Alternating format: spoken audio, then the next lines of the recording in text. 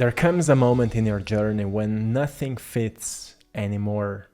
The habits, the dreams, the identity you've worn for years, they start to crumble. And yes, it feels terrifying, it feels very strange, but let me tell you something. What is really happening is your old self is dying. And that's not even a problem. What's the challenge here is that you're still trying to save it. When things fall apart, our first instinct is to panic. We think, oh, I'm lost, I'm broken, I'm failing. But you're not failing. You are stepping through something that's very unfamiliar, and we call it evolution, even though it doesn't feel like that. It feels like loss. It feels like a failure. It feels like everything we knew kinda left us. So there's confusion, there's fatigue sometimes, there's numbness. And those are the symptoms of a self that can't survive in the new timeline you're stepping into.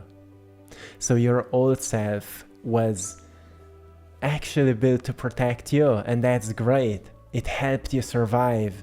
It was the perfect version for a world that no longer exists. So the best thing you can do is to love the old you that is dying right now. It's not truly a physical death.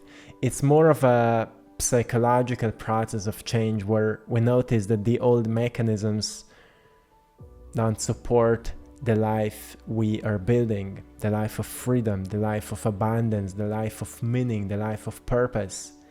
This can be fulfilled with a system of survival, with a system of forcing and constantly pushing into something. Not that these old ways of living are not needed anymore, but we've outgrown parts of them. Sometimes we still push ourselves, sometimes we still strive towards something, and we have wants and desires, but the use of them changes. We make them more intentional, we make them more purposeful. And today I want to talk about this transition that many people are going through. Like, we try to recreate the past because it feels familiar, even if it hurts. It's just predictable. And letting go feels like death, because it is. But it's not the death of you, as I said, it's the death of the version of you that was shaped by maybe trauma, fear, conditioning. And here is the truth. If you let this death happen, something deeper, something more you will be born, because that is the process of change. This is the alchemical process that all of us are going through all the time. But sometimes it just becomes more intense because there's a bigger part of us that dies. So how do you know this is happening for you right now? Maybe you feel emotionally detached from things you used to be passionate about. Or you're exhausted, not just physically, but spiritually. Or you question your relationships, your job, your goals, and maybe you crave something more meaningful. Or you feel like a stranger to your own life. Or you're grieving and you don't even know why. And your mind may be like, oh, this is depression. Or you're just lazy or things like that, but it's not a depression, it's not laziness. It's a sacred death process, the death of ego, or the dark night of the soul, so the soul would awaken. When we feel this internal death, the mind wants to go back. So you say, I just need to get back to who I was, or I need to be productive again, or I need to feel like myself again, but you can't go back because that version of you no longer exists in the quantum field. To grieve well, you must understand. Healing is not about returning, it's about rebirth. That's what it is. So what does it mean? Well, when you think you need to heal something, you don't actually heal it. You give a birth to a new version of you that doesn't have these old wounds anymore, that has a new program, that has a new mechanism, that's more supportive for a new life. Sure, wounds may stay as memories, but pattern changes, behavior changes, feeling changes, attitude changes. So there's a whole new energy start emanating. So when it comes to this rebirth, it comes to a greater clarity, like what's the life you're stepping in? What's the new energy you're stepping in? What's the new mindset you're stepping in? And what's the new relationship you have towards life and people in life and the universe and God that you're stepping in? So, what happens if you try to save that old you? Trying to revive your old self drains your energy, and you've experienced that, right? You've tried to recreate the old life and it just drains you. You will feel like you're stuck in loops, because that's how it feels. Or your body will rebel through anxiety, insomnia, burnout, because you're just recreating something that doesn't resonate with you anymore. So your soul knows the way forward, but your ego is still clinging to the wreckage. You're still trying to do something that just doesn't fit you anymore, like wearing shoes that is from your, younger days. You've grown, you've outgrown them, right? So stop performing the identity that no longer matches your frequency. You're not meant to fix any of that. You're just meant to allow these things to happen. And notice that more you pay attention to when you react, when you want to return, when you want to control something, that there's another part of you that just allows this to happen. And at the same time, you may just feel what you can start doing. Maybe there's a birth of some new inspiration, or maybe there's a need for more pace, and you just want to slow down, or you want to reconnect with life more deeply, or you just want to do things you've always put aside because you wanted to be more productive or whatever. It depends, each journey is very unique and different. And when you're in tune with yourself, you will know how to approach this. So how do you surrender to this death? Well, the answer is surrender to it with love. And this may sound strange to some of you, but notice what happens when you love something, even though it's not what you maybe accept at the moment. Well, when you love it, you acknowledge it as an important part of life.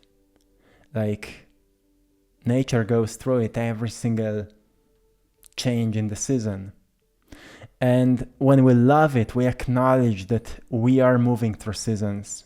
We acknowledge that we are waking up. We acknowledge that we are changing. And we acknowledge that we are open for what is coming. That is love, right?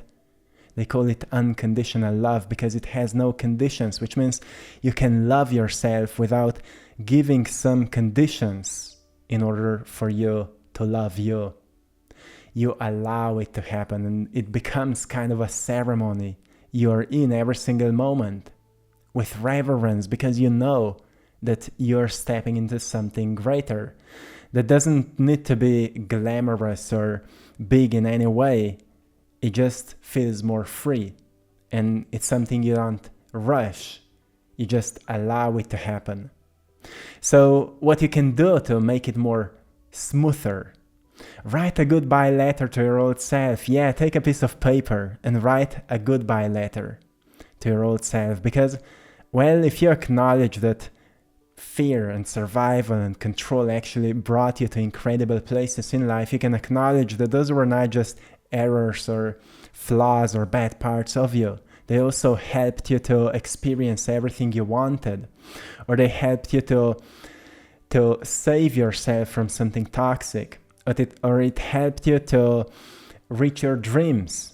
But maybe it's not supportive for you at this point to be more free, to be more fluid, to be more aligned. So write a goodbye letter where you're thanking to your old self for everything you've created. And maybe take some time of silence or rest and let yourself fall apart. Because, well, you may notice it's not a one-day thing, it's not a 1 week or 1 month or not even 1 year sometimes. Well, especially right now when so many people are going through it. It's just that when you stop expecting when it will end, you will experience some kind of a breakthrough.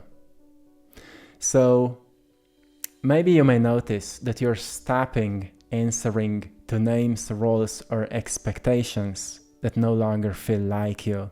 So you're actually noticing what truly feels like you, what truly resonates with you.